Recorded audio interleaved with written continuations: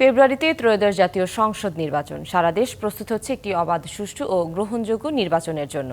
কি ভাবছেন সাধারণ মানুষ থেকে শুরু করে আগামীর জনপ্রতিনিধিরা, সে কথা জানাতে ডিবিসি নিউজের ইলেকশন এক্সপ্রেস ছুটে যাচ্ছে সব সংসদীয় আসনে। এখন রয়েছে সংসদীয় আসন ৭২, পাবনা ৫-এ।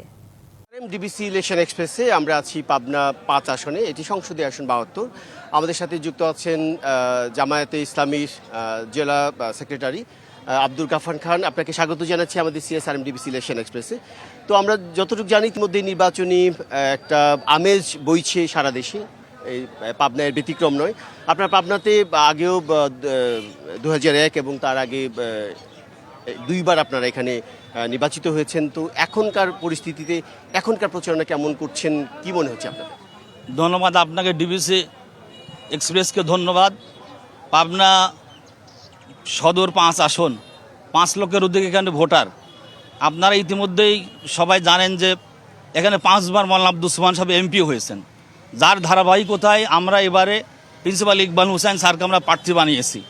আমরা মনে করি যে পাবনা ৫ আসন আমরা বিপুল ভোটে বিজয় হবে ইনশাআল্লাহ। আগের যে কোনো সময়ের চাইতে আমাদের এখানে ফিল্ড ভালো, ভোটার সংখ্যা বেশি, সংগঠন মজবুত, রাজনৈতিকভাবে প্রিন্সিপাল ইকবাল হুসাইন সামাজিকভাবে রাজনৈতিকভাবে ওনার এক পরিস্থিতি আছে এবং পাবনার গণমানুষের নেতা হিসেবে যিনি পরিচিত। বিশেষ করে ছাত্র বৈষম্য ফ্যাসিবাদের বিদায়ের পরে ইকবাল সাহেব যেভাবে প্রশাসন এবং পাবনার সামাজিক প্রতিষ্ঠান প্রশাসনের গুরুত্বপূর্ণ ভূমিকা স্থাপনাগুলি রক্ষা করার জন্য ভূমিকা রেখেছেন, এতে তিনি নন্দিত নেতা হিসেবে তিনি পরিচিত হয়েছেন। আমরা যতটুকু জানি যে আপনাদের প্রচারণা ক্ষেত্রে এখন একটা নতুনত্ব তৈরি হয়েছে, একটি রাজনৈতিক দল মাঠে নেই, তো সেই হিসাবে তাদের জনসমর্থন কিছুটা হলেও আছে। তাদের সমর্থক যারা আছে তারা কাদের পক্ষে কাজ করতে পারে বলে মনে করছেন? এটা অবশ্যই সঠিক, একটি দল মাঠে নেই কিন্তু তাদের ভোটাররা আছে।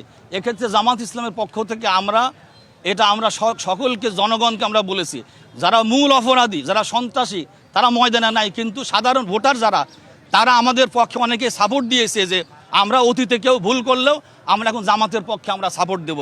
আমরা আশাবাদী যে আমরা সাধারণ জনগণ, আমাদের প্রতিদ্বন্দ্বী কিছু ব্যক্তিরা ছাড়া, ভোটাররা ছাড়া ম্যাক্সিমাম ভোট আমরা পাবনা সদরে দাঁড়িপাল্লার পক্ষে পাবো ইনশাল্লাহ। ২৪-এর গণঅভ্যুত্থানের পর সাধারণ মানুষ যে রাজনৈতিক সংস্কৃতি একটা পরিবর্তন চাচ্ছে, যে দুটি রাজনৈতিক দল তাদের থেকে আপনারা বেশ আলাদা। তো আপনারা কি মনে করছেন যে মানুষের যে প্রত্যাশা, অন্য নতুন সংস্কৃতি, রাজনীতি সংস্কৃতি সহনীয় পর্যায়ে, যেটি আপনারা পূরণ করতে পারবেন? নতুন এই বিপ্লবের পরে মানুষের যে প্রত্যাশা, দেশবাসীর প্রত্যাশা, সকল শ্রেণীর মানুষের প্রত্যাশা, এই প্রত্যাশায় জামাত ইসলামী বিশেষ করে পাবনা জেলার প্রত্যেকটি উপজেলা, শুধু নয় জেলা সদরে এটা আমরা প্রমাণ করতে সক্ষম হয়েছি।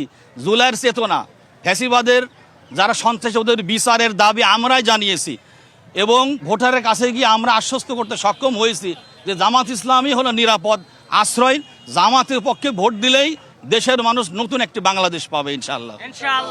আপনারা সাধারণ মানুষ স্বপ্ন দেখছে আপনাদের নিয়ে, আপনারা ক্ষমতায় যাবেন সাধারণ মানুষকে সাথে নিয়ে, কি মনে হচ্ছে আপনাদের কতটা সফল হবে? আমরা আশাবাদী সাধারণ মানুষ আমাদেরকে আগামী দিনে সংসদে পাঠাবে, জামাত ইসলামী সরকার গঠন করবে, এইভাবে আমরা পূর্ণ আশাবাদী। আপনাদের জন্য অনেক অনেক শুভকামনা রইল। শুনছিলেন সিএসআরএম ডিবিসি ইলেকশন এক্সপ্রেস। তো আমরা আছি পাবনা ৫ আসনে। পরবর্তীতে দুপুর ২টায় আমরা এই ৫ আসনে অন্য কোনো রাজনৈতিক দলের নেতার সাথে কথা বলার চেষ্টা করবো। ততক্ষণ সিএসআরএম ডিবিসি ইলেকশন এক্সপ্রেস আমাদের সাথেই থাকুন।